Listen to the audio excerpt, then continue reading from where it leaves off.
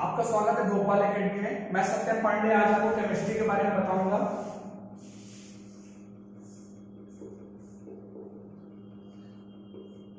अगर आपको नीट के पैटर्न या उससे और रिलेटेड जानकारी चाहिए तो मेरे पिछले वीडियो को आप जाके देख सकते हैं। प्लेलिस्ट में आपको मेरा वीडियो मिल जाएगा। अब बात करता हूं मैं केमिस्ट्री की। ये मैं बता चुका हूं 180 मार्क के आने वाली है। इसमें ऐसे 5 बेसिक चैप्टर्स हैं, अगर वो आपको बन जाए तो आप पूरी केमिस्ट्री आपसे आसानी से बन सकती है। पहला चैप्टर है एटॉमिक स्ट्रक्चर।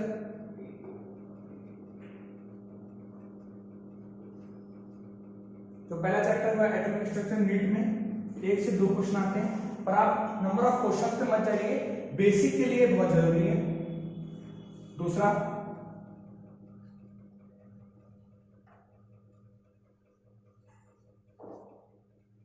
Periodic table. इसमें भी लगभग 1 से 3 क्वेश्चन आते हैं, पर याद रखना अगर केमिस्ट्री का आपको स्टार्ट करना है तो ये सबसे बेसिक चैप्टर है। इसके बिना आप केमिस्ट्री में एक कदम भी आगे नहीं बढ़ सकते।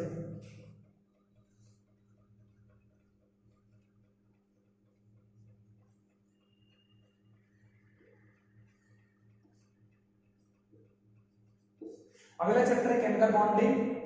केमिकल बॉन्डिंग इसलिए इंपॉर्टेंट है क्योंकि अगर इसके बिना आप ऑर्गेनिक केमिस्ट्री में कुछ भी नहीं समझ सकते। यानी ऑर्गेनिक के लिए जो सबसे बेसिक चैप्टर है वो ये केमिकल बॉन्डिंग।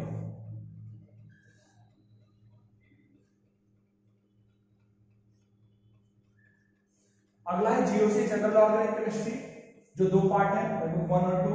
ये दोनों अगर आपसे बनते हैं तो आपको ऑर्गेनिक बनाने में बहुत ही आसानी जाएगी, और इन दोनों के बिना ऑर्गेनिक बहुत ही टफ लगती है। 1 से 3 क्वेश्चन आते हैं नीट में। सेम ये जो चीज मैं बता रहा हूं नीट के लिए, सेम यही चीज लागू होती है पीएचडी के लिए भी।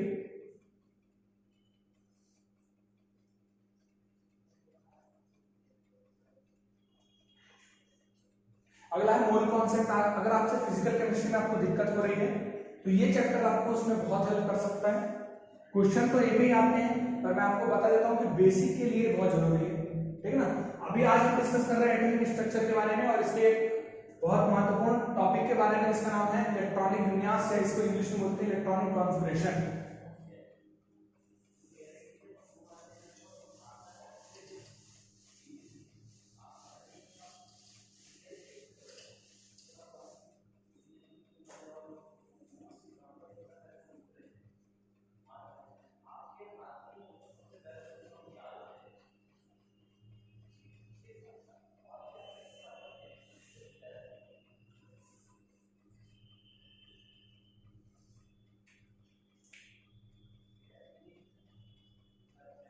इसमें जो हम पहले टॉपिक पढ़ने जा रहे हैं वो है इलेक्ट्रॉनिक कॉन्फ़िगरेशन।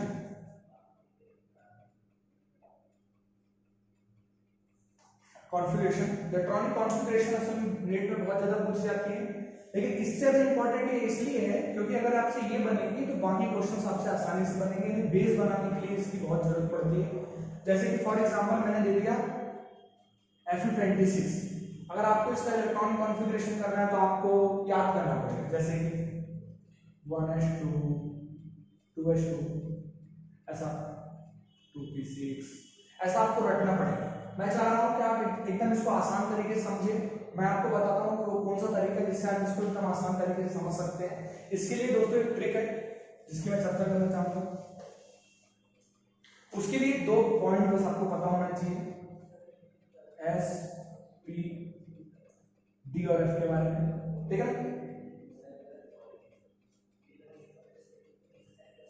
ठीक है, एसपीडीएफ के बारे में आपको 2 पॉइंट पता होना चाहिए, इसके बेसिक है। पहला पॉइंट ये कि एस ऑर्बिटल में सिर्फ 2 इलेक्ट्रॉन जा सकते हैं, मैक्सिमम 2 इलेक्ट्रॉन जा सकते हैं। पी ऑर्बिटल में मैक्सिमम 6 इलेक्ट्रॉन जा सकते हैं। डी ऑर्बिटल में मैक्सिमम 10 इलेक्ट्रॉन जा सकते हैं, और एफ ऑर्बिटल में मैक्सिमम 14 इलेक्ट्रॉन जा सकते हैं। इसी के साथ साथ आपको ये याद रखना है कि जो एस है वो 1 से स्टार्ट होता है, यानी कि 1s 2s 3s ऐसा आपको मिलेगा, पर 0s आपको कभी देखने नहीं मिलेगा पूरी केमिस्ट्री में। p जो है वो 2 से चालू होता है, यानी 2p 3p 4p 5p, आपको कभी 1p देखने नहीं मिलेगा पूरी ऑर्गेनिक केमिस्ट्री में या पूरी केमिस्ट्री में आप कह सकते हैं। d हमेशा 3 से चालू होता है, 3d 4d 5d, आपको कभी भी 2d या 1d आपको कभी भी देखने नहीं मिलेगा केमिस्ट्री में। f हमेशा 4 से चालू होता है, 4f 5f, सिर्फ 2 ही सीरीज है, लैम्पटन और एक्टिनाइड जिनको बोलते हैं। ये बेसिक है। अगर आपसे ये बन गया तो लगभग समझ जाइए आपसे इलेक्ट्रॉनिक कॉन्फ़िगरेशन बनाना बहुत ही आसान हो जाएगा। ठीक है, अब हम बात करते हैं कि कैसे। तो चलते हैं ये पढ़ाओ की ओर।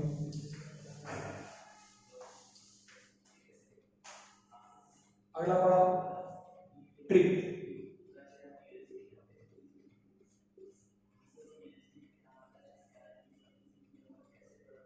स्कूल स्कूल,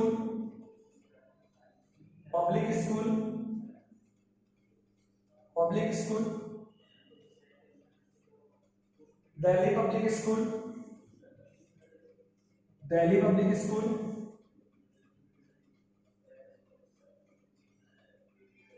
फाड़ू दिल्ली पब्लिक स्कूल फाड़ू दिल्ली पब्लिक स्कूल। ठीक है ना, ये है ट्रिक। अब कैसे फिल करना है, तो इसके लिए आपको सेकंड लॉ याद करना पड़ेगा, जो मैंने अभी आपको बताया कि एस कहां से चालू होता है, 1 से। तो 1s ये होगा, फिर 2s होगा, 2s 3s 4s 5s 6s 7s और 8s। ठीक है ना, इसी के साथ मैंने आपको बताया p के बारे में। p कहां से चालू होता है, 2 से। 2p 3p 4p 5p 6p और 7p। ठीक है ना, अब बात करता हूं मैं d के बारे में। तो d 3 से चालू होता है, 3d 4d 5d और ये 6d। f के बारे में मैं आपको बता चुका हूं, 4f और 5। बस आपको ये एक नियम याद है। अब आपको दूसरा नियम याद रखना है कि s में सिर्फ 2 इलेक्ट्रॉन, p में 6, d में 10 और f में 14 इलेक्ट्रॉन, 10 बस, और कुछ नहीं। ठीक है, अब बात करते हैं F26 की। इसकी बात करते हैं F26 की। तो देखिए S में 2 इलेक्ट्रॉन जा सकते हैं, तो ये हमने 2 डाल दिया। ठीक है, इसमें भी 2। P में 6 इलेक्ट्रॉन जा सकते हैं, तो हमने 6 फिल किया। S में 2, P में 6, S में 2।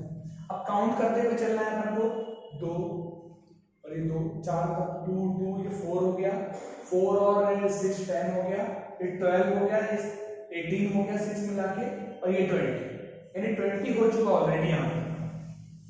ठीक है ना, अपन को कितने करना है फिर, 26।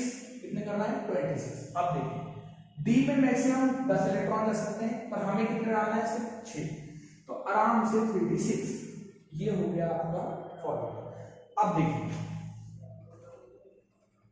इस पे कैसा, अगर आपको F26 का बनाना है तो देखिए F26 ऐसा लिखते हुए चलिए, 1s2 2s2 2p6 3s2 3p6 4s2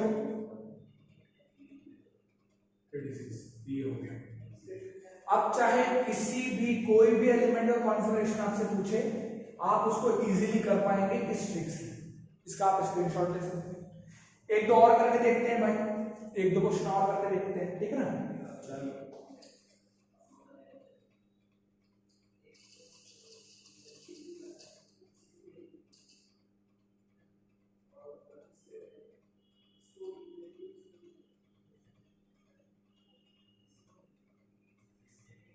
चलिए सबसे खतरनाक वाला एक करके देखते हैं, फ्रांसियम 87। किसका, फ्रांसियम 87। बहुत बड़ा है वैसे, आसान है। देखो 2 ये 2 4 हो गया, 6 2 6 2। अरे अभी भरते जाओ, अभी लंबा जाना है।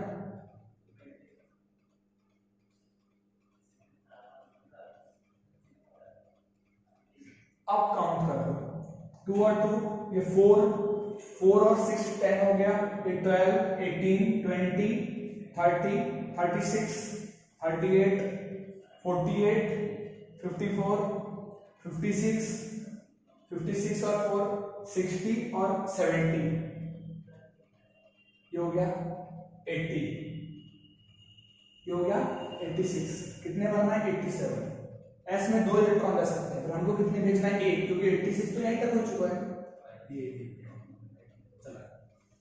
ये कॉन्फ़िगरेशन जो आपको दिख रही है 1s2 2s2 2p6 3s2 3p6 4s2 3d10 4p6 5s2 4d10 5p6 3s2 4f14 5d10 6p6 और 7s1।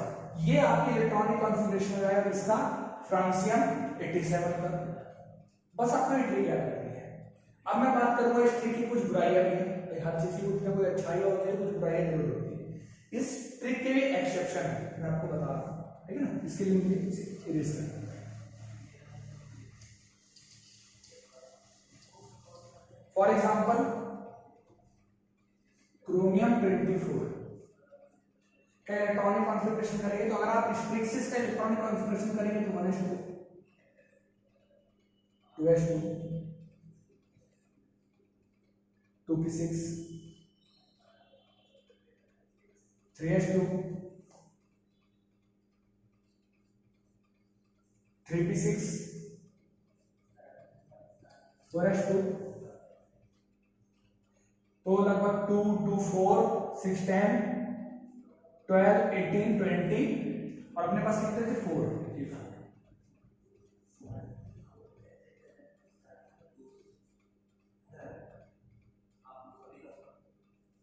ठीक है ना, ये हो गया 4। ठीक है ना भाई।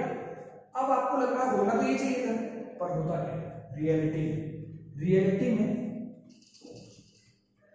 ये 4s1 और ये 3d5 होता है जी ऐसा।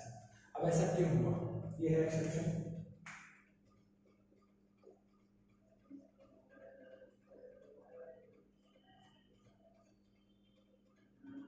ये है एक्सेप्शन, ठीक है भाई, ये चीज याद रखना।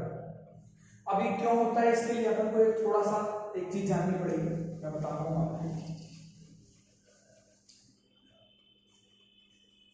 कॉन्सेप्ट, एक कॉन्सेप्ट के बारे में जानना पड़ेगा।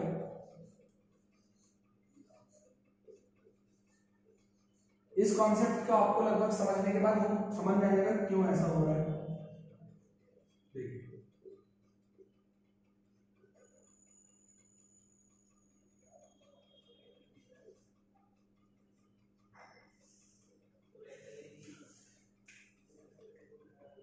अब बात करें इस कॉन्सेप्ट के लिए, कॉन्सेप्ट ऐसा है कि ये है कंप्लीट, ये है कंप्लीट, ये है हाफ कंप्लीट या हाफ फील्ड जिसको बोलते हैं, और ये है इनकम्प्लीट।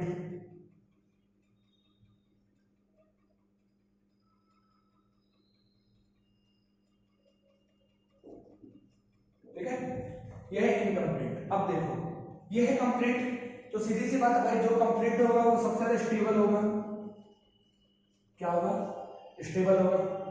जो हाफ फील्ड है, हाफ कंप्लीट है, वो लेस स्टेबल होगा। किससे, फुल फील्ड से या कंप्लीट से। लेकिन जो इनकम्प्लीट वाला होगा वो तो अनस्टेबल होगा भाई। क्या होगा, अनस्टेबल होगा। इसको स्टेबिलिटी चाहिए, तो याद रखना कि ये स्टेबल होने के लिए कुछ भी कर सकता है। क्या कर सकता है, कुछ भी कर सकता है। अब ये क्या कर रहा है, ये क्रोमियम में, उस चीज को देखने के लिए हमें 4s2 और 3d का थोड़ा सा समझना पड़ेगा कॉन्सेप्ट। ठीक है ना, चलो बात करते हैं क्या कर रहा है।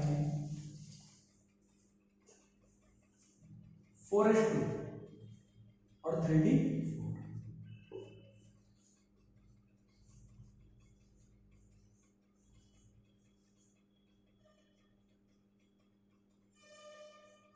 होना ये चाहिए था, लेकिन आप ध्यान से देखो ये कैसा है, इनकम्प्लीट है।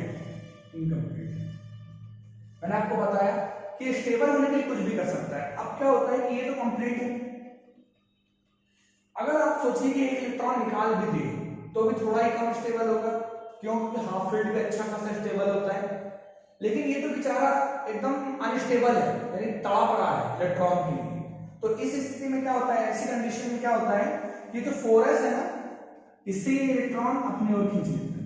ठीक है, तो इससे क्या होता है कि 4s में एक इलेक्ट्रॉन रहते हैं जो हाफ कंप्लीट हो जाता है, हाफ फिल्ड हो जाता है, और 3D में 5 इलेक्ट्रॉन हो जाते हैं। तो ये भी हाफ फिल्ड हो जाता है, ठीक है। तो ये भी स्टेबल है अभी, और ये भी स्टेबल है अभी। पहले क्या हो रहा था कि ये तो स्टेबल था पहले भी अच्छा खासा, पर ये अनस्टेबल था। ये तो स्टेबल था पर ये अनस्टेबल था, इसीलिए बाद में इन्होंने क्या किया कि एक इलेक्ट्रॉन अपना दे दिया और इसको भी बेचारे को स्टेबिलिटी दे दी। ये एक्सेप्शन है। ऐसे एक्सेप्शन है कॉपर, जी हाँ, कॉपर 29 Cu29, इसमें कुछ नहीं है, इसमें 3d9 होता है, 4s2 होता है। 3d9 इनकम्प्लीट होता है, 4s2 फुल फील्ड है, एकदम खतरनाक तरीके से स्टेबल होगा। तो क्या करता है 4s से एक इलेक्ट्रॉन लेके कंप्लीट हो जाता है, तो दोनों स्टेबल। पहले था एक स्टेबल एक अनस्टेबल, अब क्या है दोनों स्टेबल। हाँ, s थोड़ा सा कम स्टेबल हो जाता है तो उतना फर्क s को नहीं पड़ता। तो ये है ट्रिक इलेक्ट्रॉनिक कॉन्फ़िगरेशन की, और उसमें जुड़े हुए कुछ एक्सप्रेशन। अब मैं बात करूं आगे के टॉपिक की।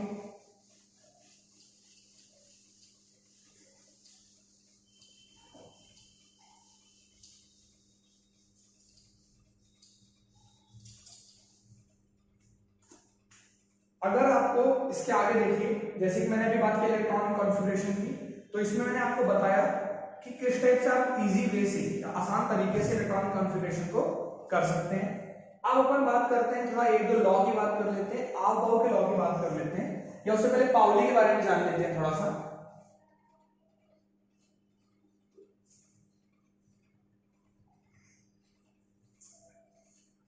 पॉलीज लॉ, पॉली लॉ जो है वो क्वांटम नंबर्स पे डिपेंड करता है। इस पे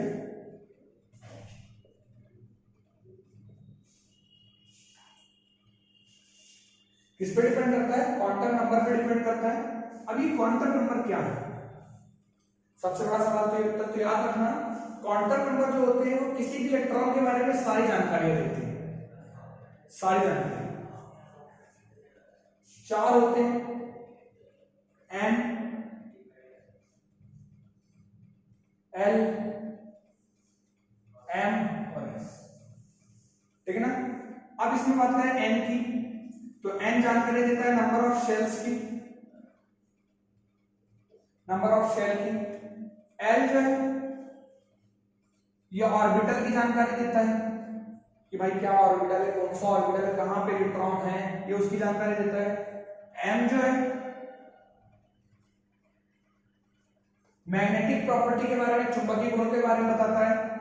S जो है स्पिन, यानी किस डायरेक्शन को बताता है, ये डायरेक्शन के लिए बनाए गए हैं। अब थोड़ा सा अगर पॉलीज लॉ को समझना है तो इसके लिए थोड़ा सा क्वांटम नंबर्स को समझना पड़ेगा।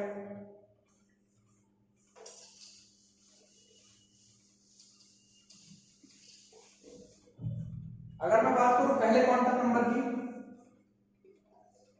n, इसको मेन क्वांटम नंबर बोलते हैं।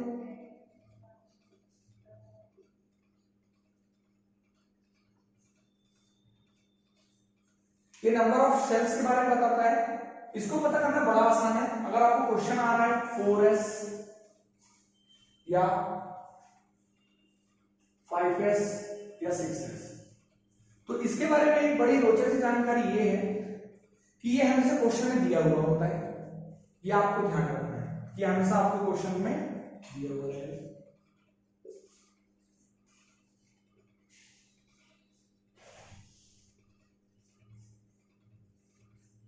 ठीक है, ये आपको क्वेश्चन में दिया रहता है, तो इसके लिए आपको ज्यादा मेहनत करने की जरूरत नहीं है। आपको बात करता हूं दूसरे क्वांटम नंबर की।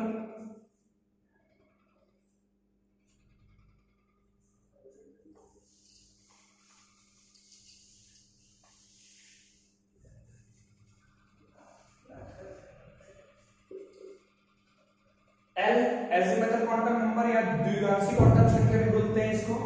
इसकी वैल्यू ना फिक्स है, इसकी वैल्यू अटल है, यानी कभी बदलती नहीं। आपको इसको याद करना पड़ेगा। जैसे L की वैल्यू अगर देखा जाए तो S के लिए 0, P के लिए 1, D के लिए 2 और F के लिए 3 होती है।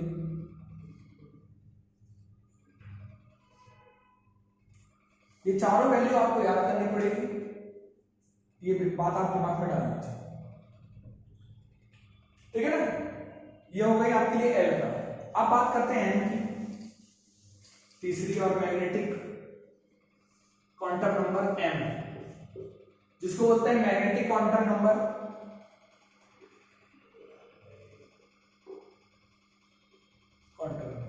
ठीक है ना, ये बताता है मैग्नेटिक प्रॉपर्टी के बारे में। याद रखना ये L पे बहुत ज्यादा डिपेंड करता है। जैसे कि फॉर एग्जांपल इसके बारे में थोड़ा सा जान लेते हैं अपन। बात करते हैं P के बारे में। P में 3 ब्लॉक्स होते हैं, ठीक है। सेंटर वाला हमेशा 0 होता है, याद रखना। जब आप इस तरफ आएंगे तो इसको +1 क्योंकि एक ही बॉक्स है, और इसको -1, ठीक है ना। ये जो वैल्यू है यही M की वैल्यू है, ठीक है ना। M की वैल्यू अगर पूछा कि इसमें M की वैल्यू बताइए, सिर्फ इसमें पूछ लिया, याद रखना M की वैल्यू +1 से -1 तक होगी, ठीक है।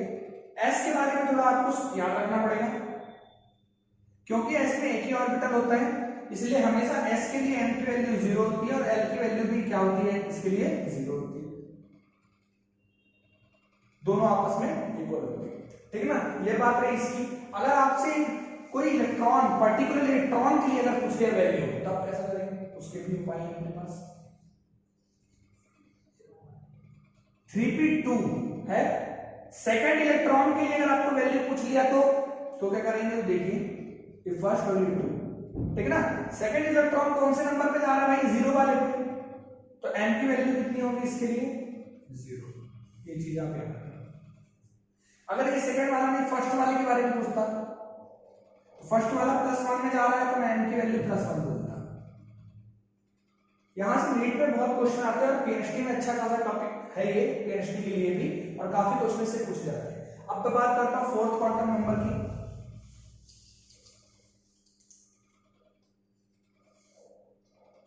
जो कि है S। इसको स्पिन क्वांटम नंबर बोलते हैं, ठीक है ना। इसको स्पिन क्वांटम नंबर बोलते हैं। ये बताता है डायरेक्शन इलेक्ट्रॉन का। तो याद रखना, अगर इलेक्ट्रॉन क्लॉकवाइज जाते हैं तो उसके लिए S की वैल्यू +1/2 होती है। अगर इलेक्ट्रॉन एंटी क्लॉकवाइज जाते हैं तो उसके लिए S की वैल्यू -1/2 होती है, ठीक है ना। अगर क्लॉकवाइज जाते हैं तो +1/2, अगर एंटी क्लॉकवाइज जाते हैं तो -1/2। और अगर आपसे पूरे की वैल्यू पूछा तो S की वैल्यू तो आपको समझ में आएगी, 0 रहेगी, पर ये कभी आता नहीं, ठीक है ना। ये दो चीजें आपको दिमाग में याद रखनी है, ठीक है ना। अब देखते हैं, एक आध क्वेश्चन लिख लेते जरा सा छोटा सा, तो आपको समझ में आ जाएगा, फिर पाउली प्रिंसिपल क्लियर हो जाएगा। आज हम पाउली प्रिंसिपल तक की बात करेंगे। अगला टॉपिक मैं अपने अगले लेक्चर में कवर करूंगा। इसके पहले कि आपको बॉटनी, केमिस्ट्री या फिजिक्स किसी का भी अगर आपको लेक्चर देखना हो तो आप मेरे चैनल को सब्सक्राइब करेंगे, ऊपर से प्लेलिस्ट पे जाके आप वहां किसी भी, जैसे बॉटनी, जूलॉजी या जिसका भी आप लेक्चर देखना चाहते हैं, आपको वहां हर टॉपिक के, आप कह सकते हैं आप हर टॉपिक के आपको लगभग लेक्चर आपको प्रोवाइड करा दिए गए हैं। अब मैं बात करता हूं पाउली लॉ की।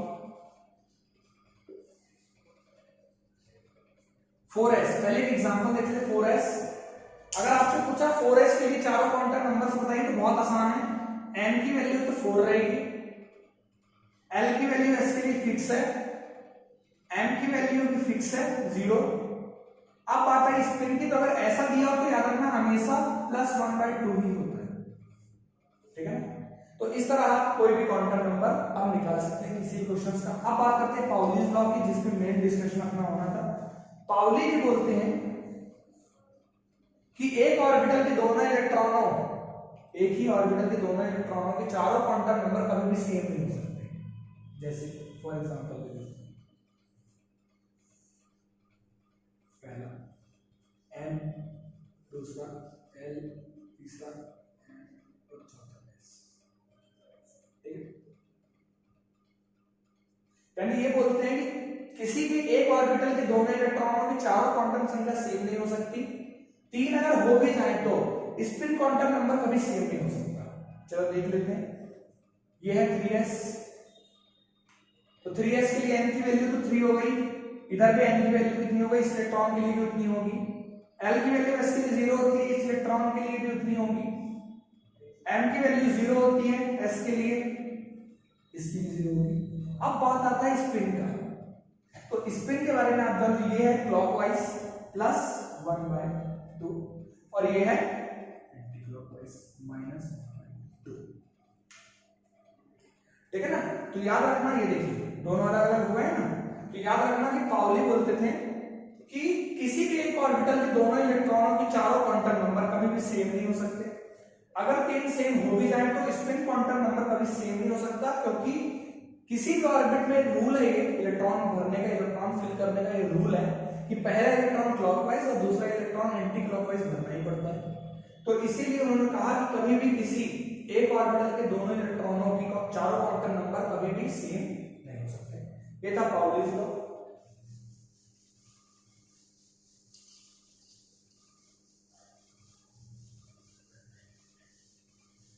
ठीक है ना। आज हमने कुछ बेसिक जाना एटॉमिक स्ट्रक्चर के बारे में। अब मैं आपको बता दूं, और यहां से जो सबसे और जो एक इंपॉर्टेंट टॉपिक है वो आइसोइलेक्ट्रॉनिक।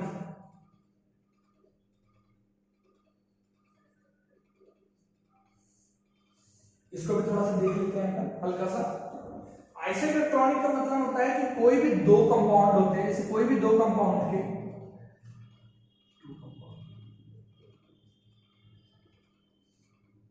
किसी भी दो कंपाउंड के नंबर्स ऑफ इलेक्ट्रॉन सेम होना चाहिए,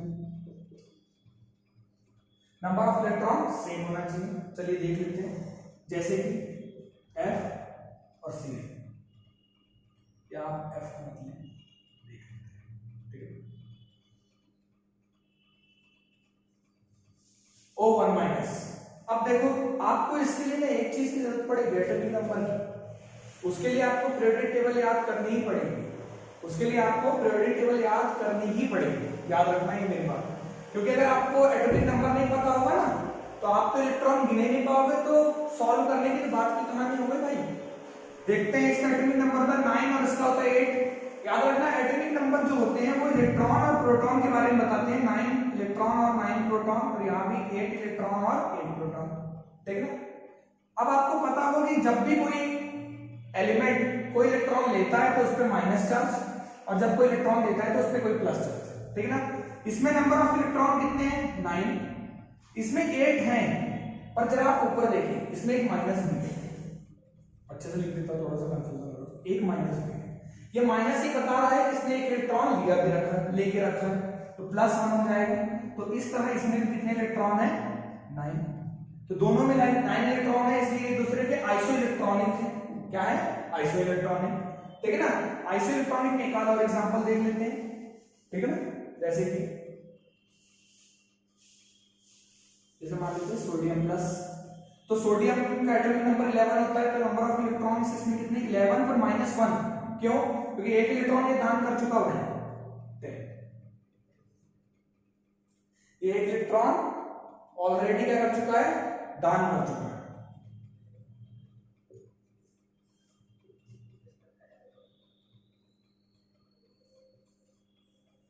अब Mg2+, Mg का एटॉमिक नंबर आपको पता होगा 13 होता है, सॉरी 12 होता है, मतलब इलेक्ट्रॉन कितने 12, और कितने दान कर चुका है भाई, 2, यानी अब कितने बचे 10, यानी ये दोनों एक दूसरे के है आइसो इलेक्ट्रॉनिक।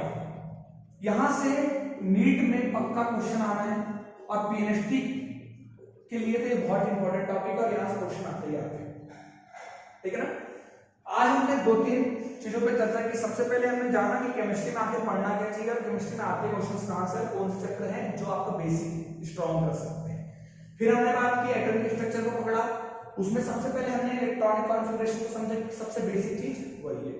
उसके बाद हम आगे बढ़े धीरे धीरे और क्वांटम नंबर्स तक आए, हमने क्वांटम नंबर्स को भी समझा। उसके बाद हमने पाउली के लॉ को समझा, उसके बाद हमने आइसो इलेक्ट्रॉनिक को समझा। अब मैं इसके आगे की बात अपने अगले लेक्चर में आपको बताऊंगा, इसके आगे के टॉपिक्स में अपने अगले लेक्चर में बताऊंगा। अगर आपको ये लेक्चर लगातार चाहिए तो आपको YouTube में हमारा जो चैनल है उसको सब्सक्राइब करना पड़ेगा, और बेल आइकन क्लिक करिए ताकि टाइम पे आपको नोटिफिकेशन मिले और टाइम टू टाइम जो है आप लेक्चर देख सकें। अगर आपको हमारी कोचिंग ज्वाइन करनी है तो ये हमारा व्हाट्सएप नंबर है, इस पे आप हमें अपनी डिटेल भेज सकते हैं, ठीक है ना। और अगर आपको इसके केमिस्ट्री के अलावा भी जैसे बॉटनी, जूलॉजी और फिजिक्स के लिए भी अगर आपको लेक्चर चाहिए हो तो वो लेक्चर भी हमारे चैनल में अवेलेबल है। उसमें आपको साइड में जाके जो प्लेलिस्ट का ऑप्शन होता है, जैसे आप वहां जाएंगे तो आपको अलग अलग टॉपिक बांटेंगे, जैसे बॉटनी का एक, फिर जूलॉजी का, और उसमें आप जाके सारी चीजें सीख सकते हैं आसान तरीके से, ठीक है ना, ठीक है ना। और अच्छा लगा अगर आपको वीडियो तो आप लाइक करें, शेयर करें और कमेंट करें और इसको बढ़ाएं, क्योंकि बहुत सारे लोगों को ना बहुत गलत जानकारी भी है और बहुत सारे लोगों को थोड़ा ये एग्जाम टफ लगती है, उनको टफ लगती है, उनको हम बताएंगे इसको इजी किस तरह बनाया जाता है आज के लेक्चर में फिलहाल।